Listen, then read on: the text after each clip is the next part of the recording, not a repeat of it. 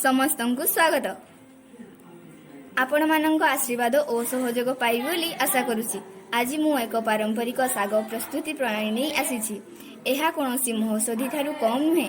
यही साग खाइबा द्वारा रोग प्रतिरोधक शक्ति बढ़िबा सहित शरीर में आयरन, विटामिन ए तथा अन्य पोषक तत्वर आवश्यकता पूर्ण होता है। एथिरे अछि केनासुरी, खड़ा साग और पोई साग।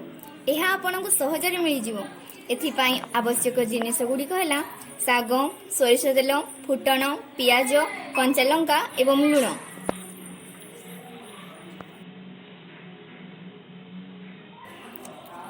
प्रथमे साग को भल भाव बाछि धोई दियंतु। तापरे ताकु छोट छोट करी काटी दियंतु। पियाज और लंका को छोट छोट करी काटी गिरा रे रखंतु। एबे गोटिए कड़ेई नहीं चूल्हा रे बसांतु।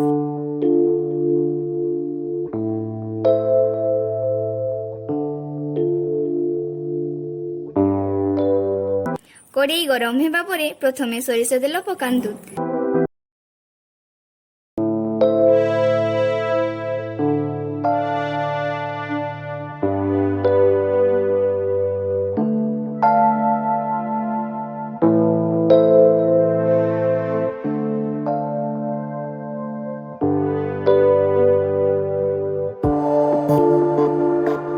तापरे फुटण फुटांतु।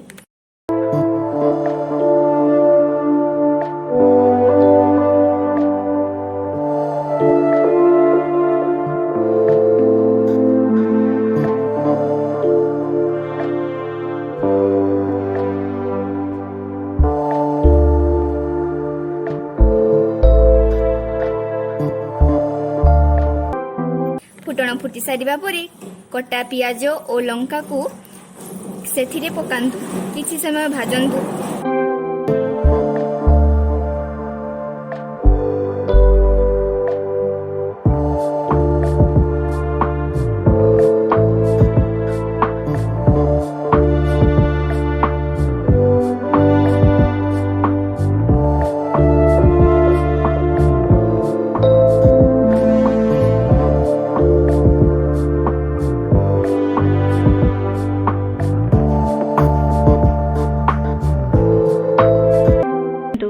पियाज सामान्य नरम हो जावा परे कटा जाइथिबा साग को पकांतु। धीरे धीरे घांटंतु।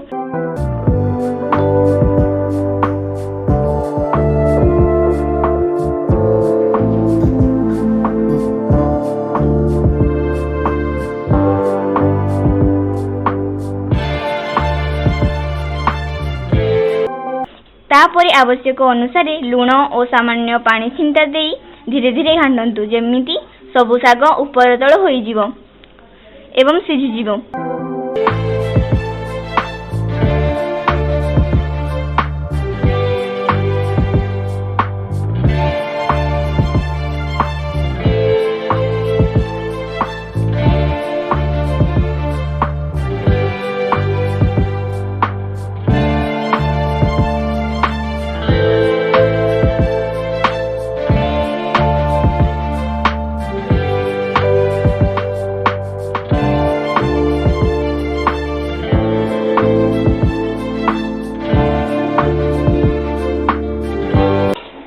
एमिति 5 ରୁ 7 मिनिट परे साग संपूर्ण सिझी जीवो।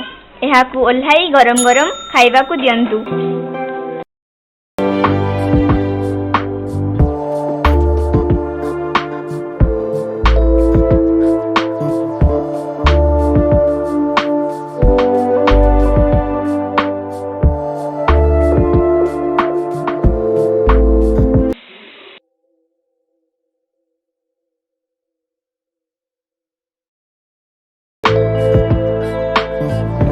एमिति नुआ नुआ वीडियो देखिबा पई चैनल को सब्सक्राइब एवं लाइक करंतु।